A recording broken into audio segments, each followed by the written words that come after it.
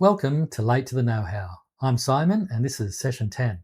In this session we're going to do our Cultist ritual combat encounter. The Cultists are going to be trying to perform the ritual and complete it to bring up this tornado, and the party are going to try and stop them. And also Bo is caught in this drama, so they're going to try and rescue her as well. Now, before we begin, I'll go over the stat blocks that I've generated for the Cultists.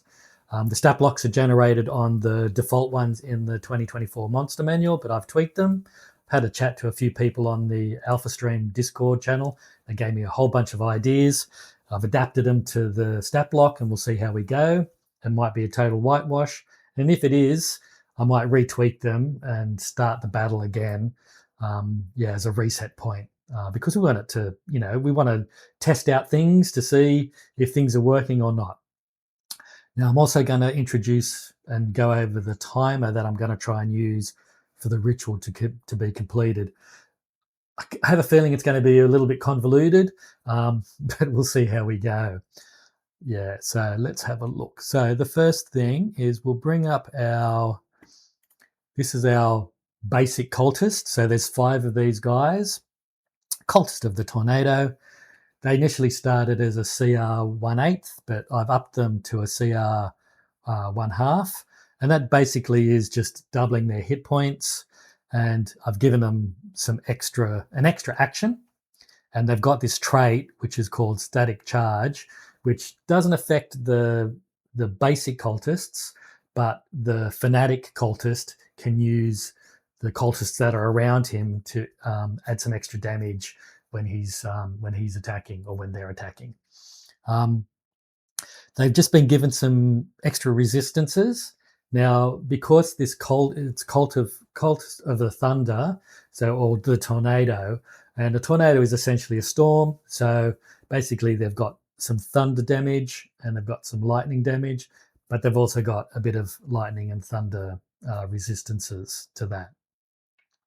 Now, the action was initially just a sickle action, which had necrotic damage. So what I've done is I've changed the necrotic damage portion to some thunder damage, and because it's a thunder damage, I've added this little extra bit that if they roll an 18 or higher, even if the players defend and don't take any damage, it gives the opportunity for the cultist to push that creature or player away from the cultist by 5 feet. And if the creature or character can't move, then they get the prone condition. Just adding some extra bits and pieces. And then the other one that I've given them is a Nicola's Secondary Coil, which is a lightning damage. So basically the same as the same sort of thing as what the Thunder Sickle is doing, but it's got a ranged attack portion, only 20 feet, but just enough to let them do some ranged abilities if they want to move out of close combat. And it's lightning damage. And again, there's this little extra boon that on an 18 or higher, any creature within 5 feet of the target takes 1 lightning damage. So our toons are all gathered up together really close. So if one of them gets hit and they roll and the cultist rolls an 18 or higher, then all the players around that character will take an extra 1 point of damage. That 1 point of damage is not going to affect the character that's gotten hit. Now, the other thing that I did was I created the Fanatic one. And the Fanatic one is just straight out of the Monster Manual. It's a CR2 dude. He's got some pretty good hit points. And this is where the Static Charge trait comes in. So whenever the Cultist Fanatic hits a creature with lightning damage, they add an extra 1 lightning damage to the attack for any cultists within 10 feet. So if the Cultist Fanatic has 3 cultists around him within 10 feet, they'll add an extra 3 lightning damage to any lightning damage attacks that they make. Now, their actions, I've changed their spell casting abilities a little bit as well, but they have, and I've given them a sword. So they've got, instead of them having a spiritual weapon, they've just got a basic, well, they've just got a sword that they use to attack and do the thunder portion of their damage. So it's a sword attack, it's got piercing damage, and then it's got this thunder damage component as well. And again, the same thing, on a roll of 18 or higher, the creature is pushed, and if the creature can't move, it gets the prone condition. And then it's got a Nicola's primary coil, and this is the same thing as the other secondary coil one, only it's a bit extra damage. And if it's a roll of 18 or higher, the creature within 5 feet, any creature within 5 feet takes 2 or 1d4 lightning damage. Now for the spell casting, it's just wisdom. And what I've done is I've given them, which is off the stat block, they've got light, they've got thaumaturgy, and they've got hold person, but I've taken out the command and I've given them 2 thunder waves if they want to use thunder waves. And that's essentially our stat blocks for our cultists. Now,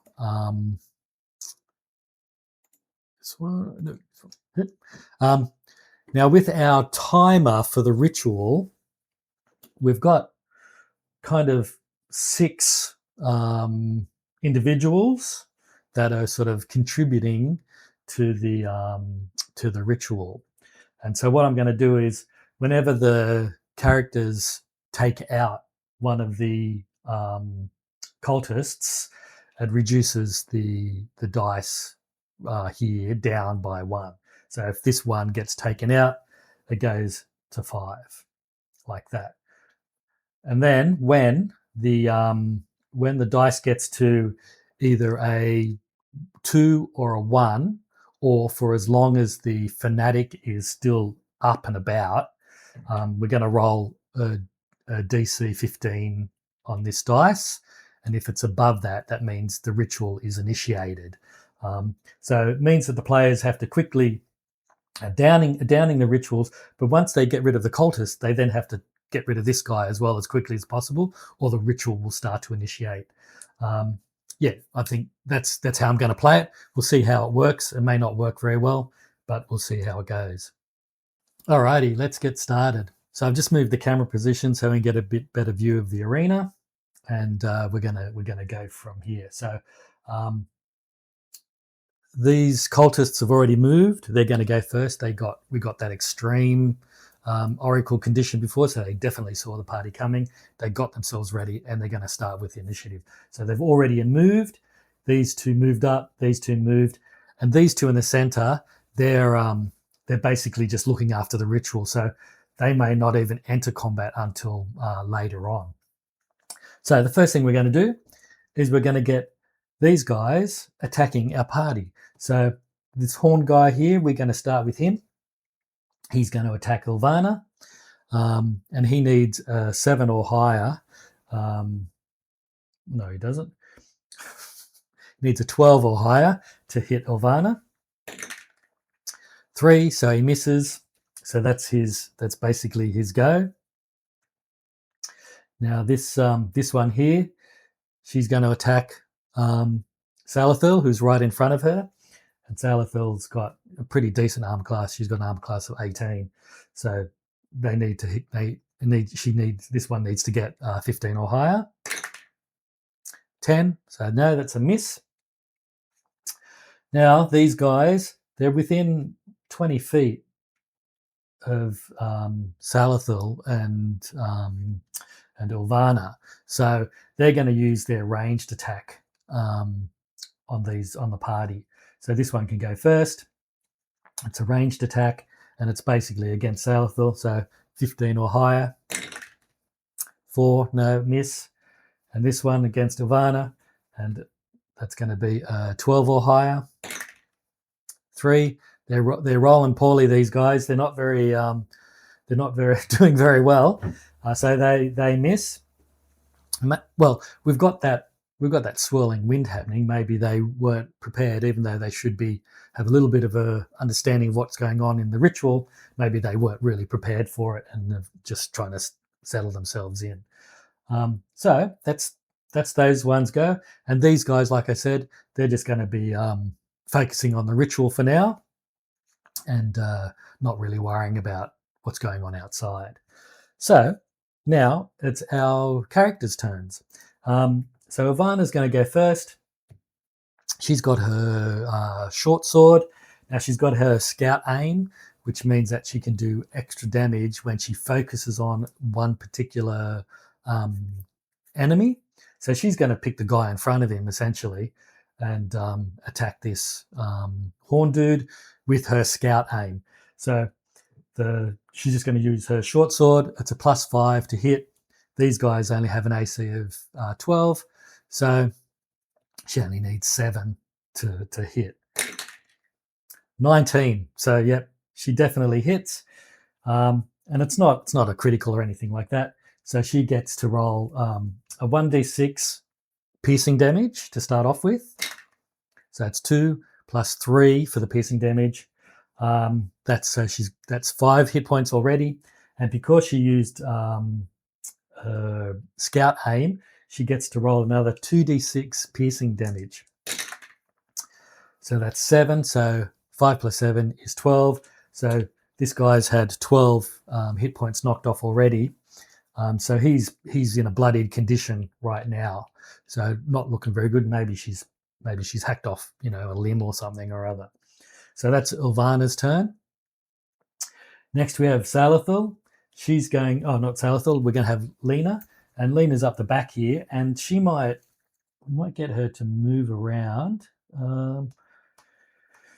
Let's maybe move down to here so that she can do some ranged attacks. Now, with Lena's ranged attacks, she can do 2 blade attacks, or she can do a blade attack and her gatherer's burst. But she's just going to stay out of range for this first part, and just attack with her bow against this one here. So she needs. She's got a +4. No, hang on. Yep, +4 on her bow to hit these guys. So she needs to get an 8 or higher. 19. So yes, she hits this cultist, and with her short bow, it's 1d6 + 2. So 6 points of damage against this one. That's the one with the dagger. So 6 points of damage. So it knocks them down to 12. Now she hasn't got any other sort of multi attacks. She only has a multi attack when she's using her blade. So that's her position there. So she moved 5, 10, 15, 20. She can move another 2 feet. So she might actually move into range now against this one. Yeah, let's do that. All right. Next we have Salathil's next, and she's just right here. So she's going to go straight. She's seen that Ilvana's done pretty good damage on this horn dude. So she's like, well, I'm gonna finish this guy off. And she's got multi attacks, so she can do 2 lots of attacks.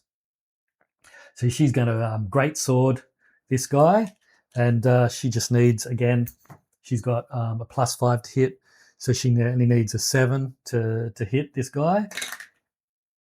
12, so she definitely hits, and she does 2d6 + 3 damage, slashing damage. No, that one didn't go, but that's 9. 9 points of damage. That's way past this guy's hit points already. So he's dead. He's gone. He's gone, buddy. All right, he's out. She's got 1 more attack. So she's going to do what she does best. She's going to go on to attack this guy. And it's the same sort of deal. 7 or above. Oh, that'll do. That's an 18, so she definitely hits. Same deal. 2d6 + 3. That's 4, 5, 6, 7. So that's 7 points of damage against this staff one. Now with her greatsword, she also does 1d8 of radiant damage. Let's get out 1d8. So 6 points of radiant damage against them as well. So that means that's 13. So that's going to be down to. Why can't I do maths? 5? That may be wrong. Yeah. Anyway, we'll leave it at 5 and see how we go. Right. So that's Salathal's attack. And next is Wolby's. Now Wolby's going to what can Wolby do? Wolby's got some good spells and stuff like that. So he might actually he's going to stay basically at the back there. And he's going to do a forced flame attack against this one with the Chris dagger here. So he has a +5 to hit, so 7 or above. 13, that's a hit. And the force flame does 1d10 +3. So let's get out d10. That's 6 +3, so that's 9 points of damage. And that's force damage, and they don't have any resistance or anything like that. So that's 9. So it knocks them down to 9. And then he's got a multi-attack. He can do another radiant flame, so not radiant flame, force flame attack again. So he's going to do another attack against this one here. It's only a 2, so he misses, and he's going to stay there, I think. Yeah, I don't think we'll move him for the moment. Okay, and then that's it. That's that first round essentially.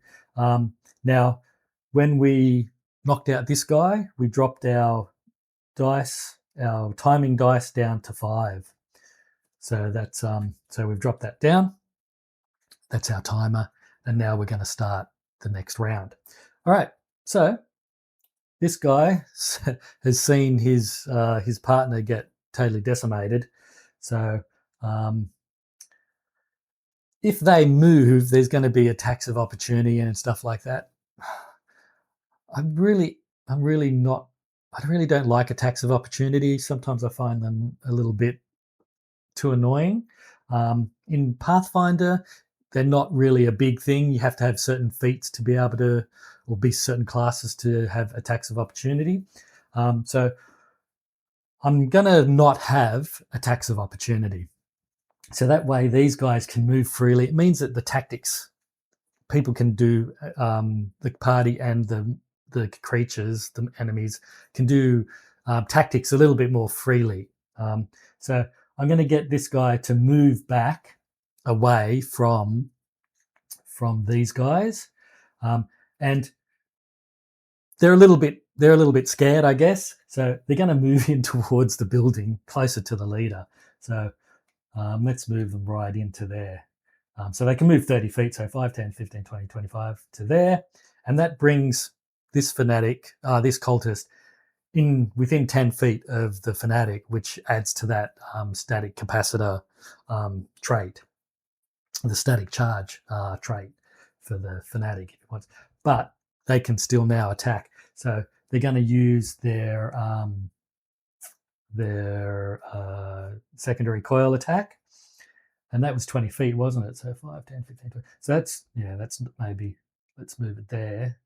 So it can still get an attack on Ilvana, and still within the 10 feet of the fanatic. So, stuff going everywhere. All right, so they're now going to make an attack, the secondary coil attack. And again, they need to get 12 or higher to hit. It's an 18, so that hits. And it's above the 18 or higher. So let's do our damage first. and it's only they're only 1d4, so they're not very big and powerful. So it's only 1 point of damage plus 1 thunder damage. So Ivana goes down to 25. And then on an 18 or higher, they're pushed. So it's going to push them back that way. All right, so now let's do this this cultist's turn. And they're going to do a sickle attack against Ilvana, not Ilvana, against Lena. And that will be... It's a 9, so that's a miss. And they're also going to move... 1, 2... Yeah, let's move them into there. Let's move them into there. Yep. So no attacks of opportunity. We're not going to worry about that. So they're moving back closer in towards the ritual. And now it's this guy's turn with the Chris. And they're going to move up, actually. Because they're a little bit like, oh, you know, I don't want to get too close, but I want to be far enough away.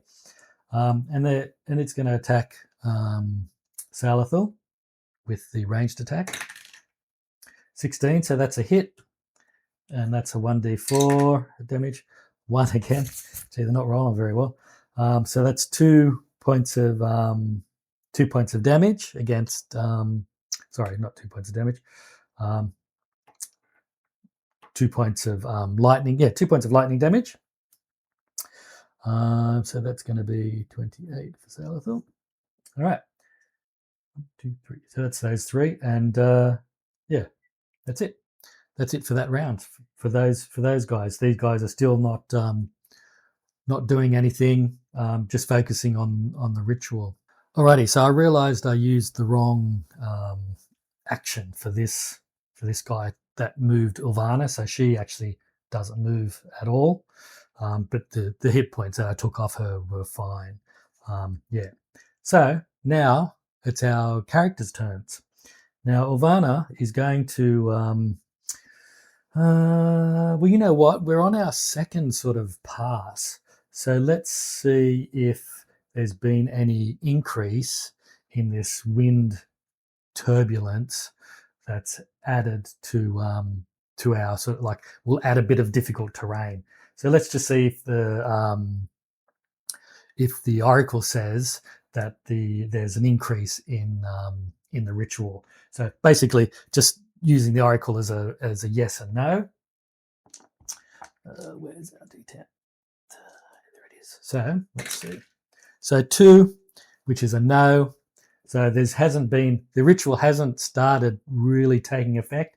There's still a breeze going on, but it's not strong enough to really start to affect the characters in a big way. So Ilvana, does Ilvana see anything? Like, is she's using her scout brain, but she does have the coin, remember, so her luck is down. But does she see anything out of the ordinary about what's going on with the ritual? And yes, 9, she does. So she does see something that she's picking up on something as she's scanning. Like, as the battle is going on, she's scanning it and she sees that there's things going on in the middle there that she's kind of is sort of piquing her interest. So she's actually going to use that as a way to move up and maybe have an attack on the main guy here.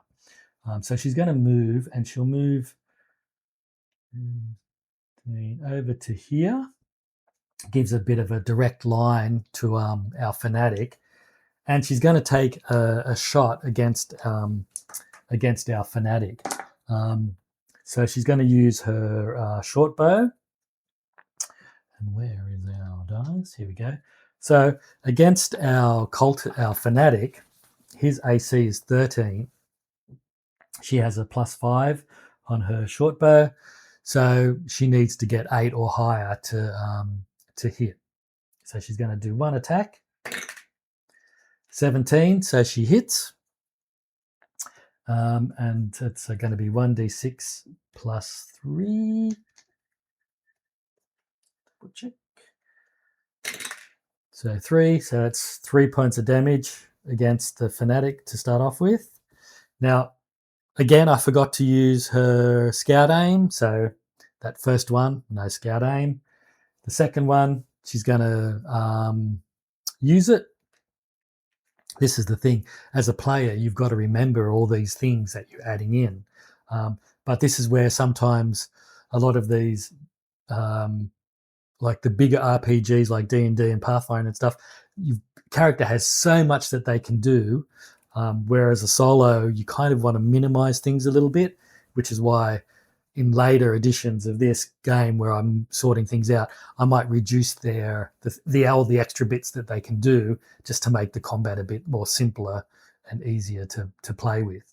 But she's now got her scout. She's moved up. She's quickly taken a shot. She's focused again. She's gone, yes, this is something that I need to do. So she's going to then focus scout aim on the Fanatic and take her second shot against them. And it's only a 10, so oh yeah, she does hit. And so that is 1d6 again. So 4 plus 3, 4 plus 3 is 7, so that's going to knock that down to 46, 45. And then, because she used her scout aim, she gets to do 2d6 extra damage. So 5, that's 6, so that drops down to 39 points of damage. That doesn't make any sense. What have I done? I've done something wrong here with the maths. Let me start again. Alrighty, so maybe I should change this to person can't use maths. So I've fixed up the hit points. You'll see it in the hit points counter on the bottom of the screen there. But the Fanatic now has 25 hit points, reduced down from 44. Yeah, so that's Ilvana's turn. And now it's Lena's turn. So Lena is just going to keep focusing on the cultists. So she's actually going to move up again to get towards the one with the dagger. She's going to roll a short sword attack. It's only a 3. You can't see it there. It's just a 3. So she misses, and that's basically her attack.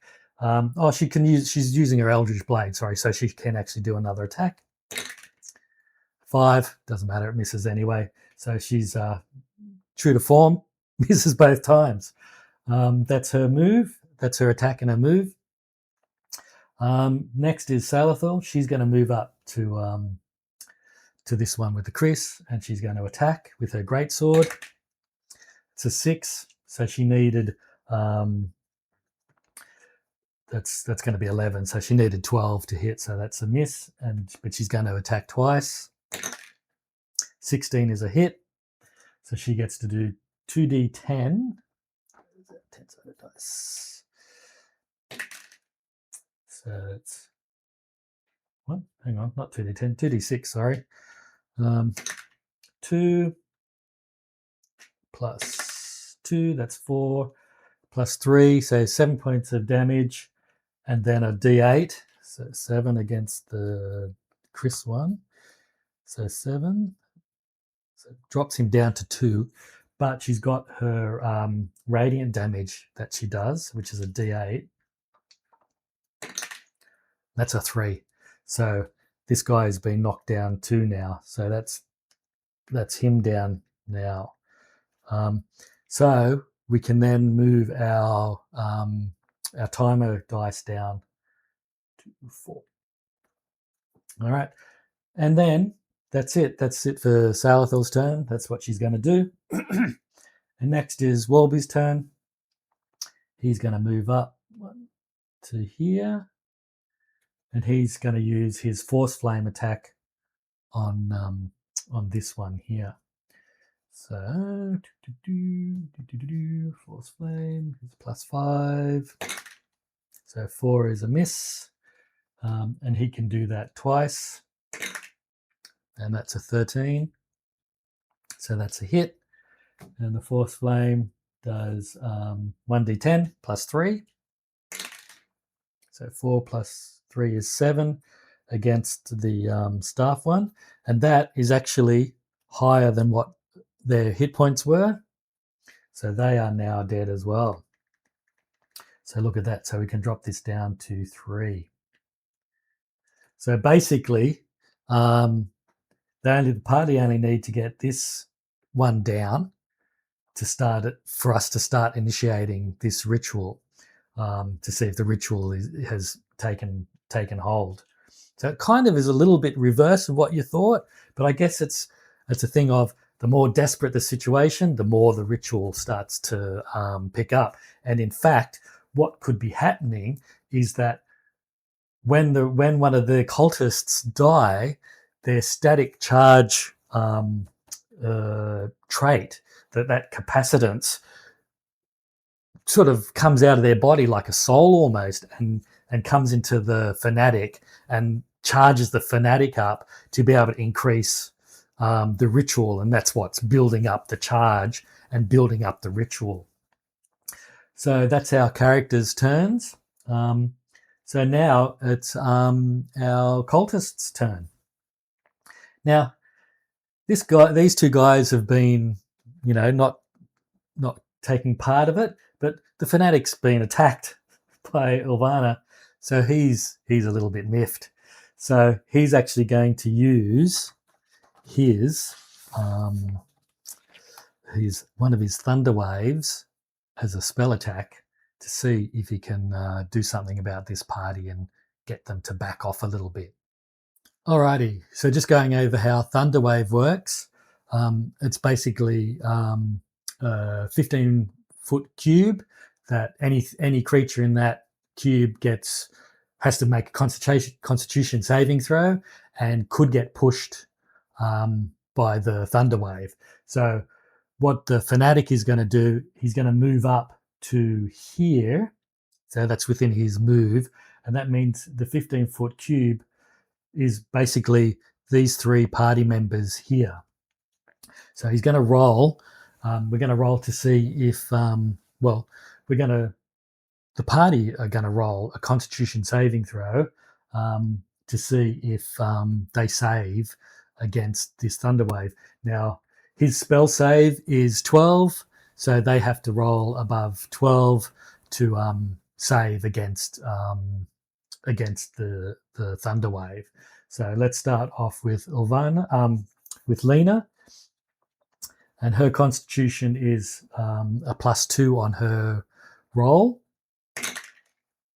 So 11 plus 2 is 13, so she saves. So she takes half damage. So the damage is 2d8. So let's just do 2d8 and divide by 2. Well, let's just, 4 plus 7 is 11. Divide that by 2. Let's go down to 5. So Lena takes 5 points of damage. Next is we'll do Ilvana, and Ilvana's constitution is +1. So that's 16, so she only takes half damage. So 8 plus 1 is 9, so let's half that, so let's do 4. So Ilvana's down to 21.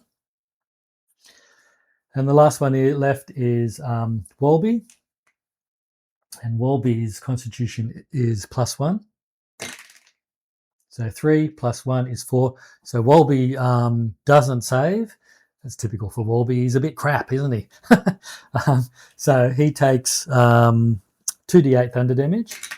So that's 5 plus 2, that's 7. So that knocks him down to 20. And because he didn't save, this Walby gets pushed 10 feet away. So we're going to push him in a diagonal 10 feet that way. So that's kind of given the cultists, at least one has moved one away. And our fanatic is basically done. So he moved 5, 10, 15 feet, and he might now move 5, 10, 15 feet back to there. And that's the end of his turn. The next ones are this guy. So they're going to do an attack now. So let's see what this one can do. They're just going to do a straightforward sickle attack. And this time I'm going to actually use the right attacks. So they're going to roll to see against Lena. And Lena again has armor class of 14. So they have to roll 11 or higher. 16, so that's a hit. So that means they do 1d4 plus 1. Let's use that dice. That's 3 plus 1, that's 4. And 1 damage, so that's 5 points of damage against Lena. So that moves her down to 20. And they're just going to stay there. Now this guy, what's he going to do? What's he going to do? Is he going to? No, I think he's going to stay focused on looking after Bo and the ritual. So that's now that completed turn. Alrighty, it's the players, the player characters, the toons, whoever, the party. It's their turn now. So Ilvana's just going to focus basically back on the fanatic again. She's just bringing up her scout aim again. Going to have another attack. Not going to move, just going to stay where she is. And yeah, so she just needs to hit 8 or higher to hit the fanatic. 14, so she hits with her short bow, and that's a 1d6 plus 3. So that's 1. That was a 1. So that's 4. Takes it down to 21. And then, because she's using her scout aim, she's doing another 2d6 of piercing damage. So 1 plus 1. So that's only 2. So the fanatic is still at this point up. She gets 2 attacks. So she's going to do the same thing again. Yeah, let's do the same thing. She's definitely focusing on this guy. Oh, it's a crit. All right. So for her hit, she does 2d6 plus 3. So let's get that out. So that's 5 points of damage plus 3 is 8. So it knocks him down to 11. And then she's got another 2d6 for the scout aim. And that's 5. And that knocks him down to 6. So he's now on 6 hit points. So he's pretty low. And, that's not good for the ritual. The ritual may still continue. This guy hasn't been attacked yet, so he may still have the ability to continue the ritual. But yeah, the fanatic is not looking too good. He's not really had much of a chance. So that's Ilvana's go. Now Lena's going to go. She's going to attack this one with a dagger, and hopefully she can hit. She doesn't do very well, does she? So she's going to use her Eldritch Blade. She needs an 8 or higher to hit. 7. No, so she misses on the first one. And then 6. 9. She hits. Woohoo! So she hits the cultist with her Eldritch Blade, and she does. Now, I haven't got her using her blade as a two-handed one. She's just basically using it single. So she's only got 1d8 as her damage. So that's a 7. So she does 7 plus 2 slashing damage. So 7 plus 2 is 9. So that drops him down to 3. And she also does, she's got like this, with the Eldritch Blade, she's got like an elemental damage. Now, she doesn't know that they're resistant to lightning damage, and lightning is one of her elemental damages that she can do. So she wouldn't, I don't know, what would she do? Well, I might just get her to roll, I might just roll a d6 and then just 1 and 2, 3 and 4, 5 and 6. So if it's 1 and 2, it's cold damage. 3 and 4, she chooses fire, and 5 and 6, she chooses lightning. And that way, because she doesn't know about their resistances at this particular point, no one's done any skill checks on anything like that, and they haven't done any lightning damage or thunder damage to see that they're resistant to it. So yeah, let's just roll and see what she gets, and that's the damage that she does. So let's do that. So she does 2. She's doing cold damage, and it's a 1d6 of this extra cold damage that she does with her Eldritch Blade. She does 3, and 3 is exactly what we needed. So this dagger one is now also been killed.